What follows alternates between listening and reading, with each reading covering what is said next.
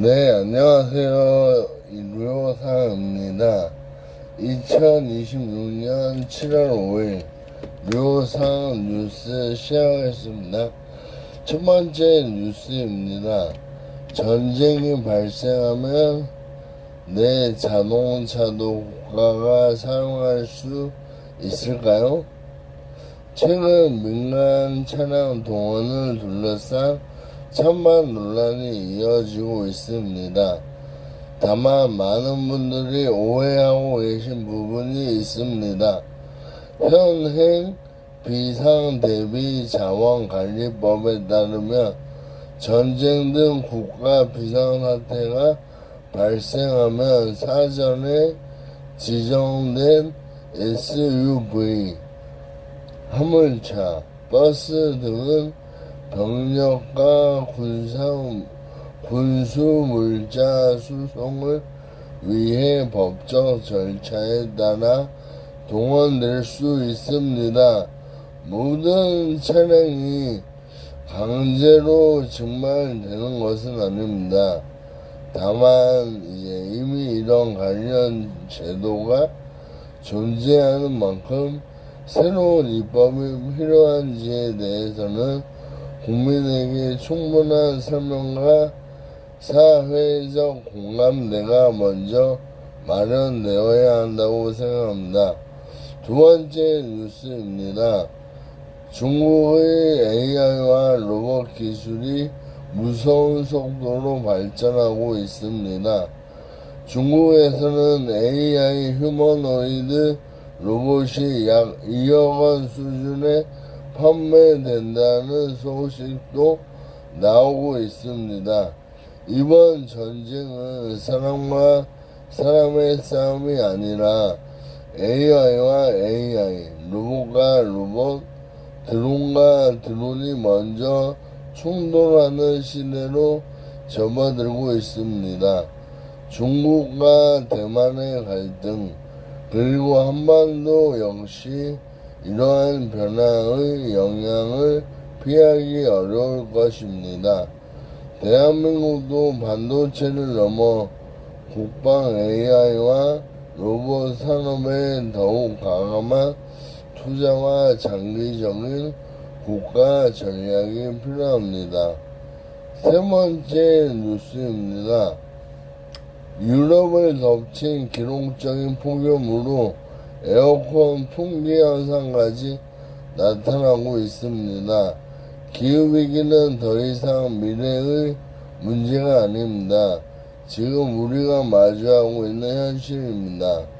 우리 역시 전력망과 냉방 인프라를 지금 준비하지 않는다면 비슷한 상황을 맞이할 가능성을 배제할 수 없습니다.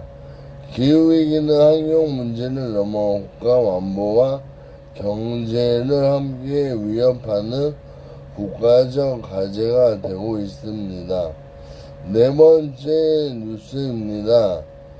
중국은 야룽창포강의 3협댐보다 더 큰 초대형 건설을 추진하고 있습니다. 상류 국가가 물을 통제하면 하류 국가의 생존과 경제는 큰 영향을 받을 수 있습니다. 또한 중국은 메콩강 상류에도 3대 3협댐인 샨샤댐을 다수의 대형 댐을 운영하고 있으며 이에 따라 하류 국가인 라오스, 태국, 캄보디아, 베트남은 수량 변화와 물 관리 문제를 지속적으로 제기하고 있습니다. 물론 이제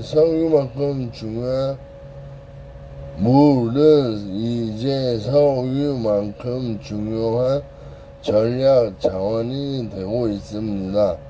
21세기는 에너지 전쟁을 넘어 물 전쟁의 시대가 될 수도 있다는 전망도 결코 가장이 아닙니다.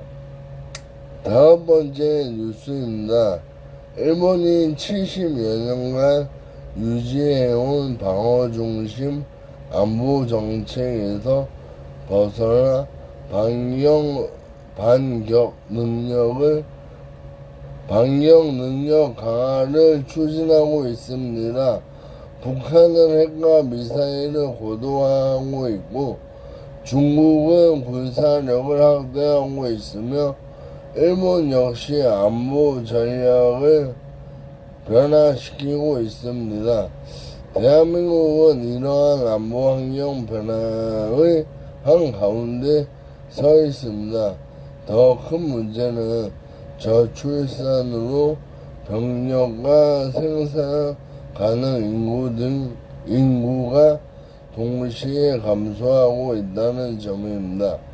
결국 AI 무인체계의 첨단 국방산업은 선택이 아니라 대한민국의 생존 전략이 될 가능성도 높습니다. 여섯 번째 뉴스입니다. 세계 정서가 빠르게 변하고 있습니다. 러시아 우크라이나 전쟁은 장기화되고 중동에서는 군사적 긴장이 이어지고 있습니다. 인도 태평양 지역에서는 중국과 대만을 둘러싼 긴장도 계속되고 있습니다. 이와 동시에 AI는 산업과 국방의 패러다임을 바꾸고 있으며 각국은 반도체와 첨단 기술, 에너지, 핵심 광물 확보를 국가 생존 전략으로 삼고 치열하게 경쟁하고 있습니다. 대한민국 역시 예외가 아닙니다. 저출생으로 인한 생산 가능 인구와 병력 감소, AI, 산업 경제, 에너지 안보, 기후위기 대응 등 각 국가의 미래를 좌우할 과제가 한꺼번에 몰려오고 있습니다. 이제 대한민국도 정치도 단기적인 정쟁을 넘어 10년, 20년 뒤를 내다보는 국가 전력과 미래 경쟁력을 중심으로 정책을 설계해야 할 때라고 생각합니다. 국민이 안심하고 미래를 준비할 수 있도록 국가적 과제만큼은 여야를 떠나 협력하는 정치가 절실한 시점입니다. 일곱 번째 뉴스입니다. 중국은 인공섬을 건설하며 해양 영향력을 확대하고 있습니다. 국경은 더 이상 지도 위의 선만으로 결정되지 않습니다. 기술력과 경제력, 해양력까지 모두 국가 경쟁력이 되는 시대입니다. 대한민국 역시 바다를 지키는 전략과 해양 안보 역량을 더욱 강화해야 합니다. 마지막 여덟 번째 뉴스입니다. 저출산, 전쟁위기, 기후위기, AI 혁명, 그리고 역사 갈등.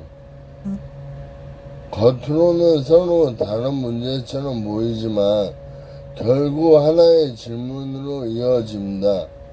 대한민국은 미래를 준비하고 있는가? 저는 우리 사회가 여러 제도와 정책을 점검한 한계를 냉정하게 돌아볼 시점이라 생각합니다. 2008년 이후 성범죄 처벌 강화와 아동 청소년 보호제도 그리고 촉법소년 제도를 둘러싼 논쟁도 계속되고 있습니다.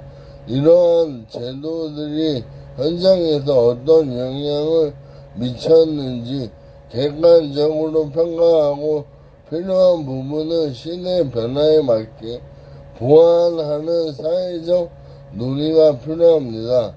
동시에 저출산으로 인한 인력과 병력 감소, 전쟁 위기, 기후 위기, AI 기술 경쟁, 그리고 이 역사 인식 갈등까지 우리는 여러 가지를 한꺼번에 마주하고 있습니다.